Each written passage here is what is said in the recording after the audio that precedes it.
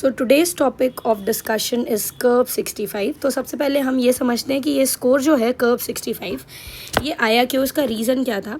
तो ये जो कर्व 65 स्कोर है इसका सबसे इम्पॉर्टेंट रीज़न है कि जो निमोनिया के केसेस हैं उनको हम स्ट्रेटिफाई कर सकें। ये आप ये बोल सकते हो कि निमोनिया के केसेस के लिए एक ट्राइएज की तरह काम करता है कि किस पेशेंट को हमें किस लेवल पे ट्रीट करना है। तो कर्व 65 में हर एक फैक्टर को हम जो यूज़ करेंगे उसको हम 1 पॉइंट देंगे और जितना ज़्यादा स्कोर होगा कर्व 65 में प्रोग्नोसिस उतनी ही बुरी होगी। जैसे यहाँ पे सी से कन्फ्यूजन है ना, तो इसका स्कोर 1 होगा। Every point is given a score of 1, right. So C stands for confusion, U stands for urea more than 7 millimole per litre और more than 20 milligram per decilitre. So urea more than 7 millimole per litre, respiratory rate is more than 30 per minute, right.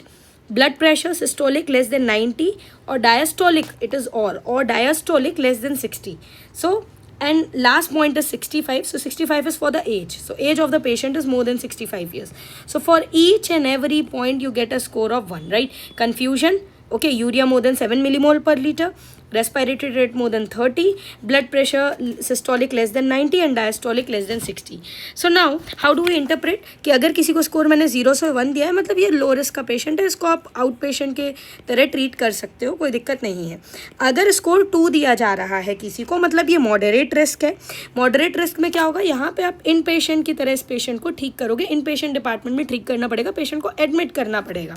और अगर score 3 का है ना, तो मतलब ये severe risk होता है, इसको हमें आईसीयू में ठीक करना पड़ेगा। If the score is greater than equal to 3 then we have to treat that patient in ICU, right? So we should know that this is a score for the prognosis and it is not for the diagnosis. This is very important.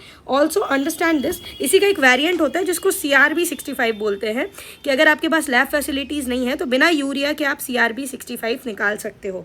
ध्यान रखिएगा, जितना ज़्यादा score उतनी ज़्यादा mortality, उतनी ज़्यादा need होगी hospitalisation की या ICU की। Thank you.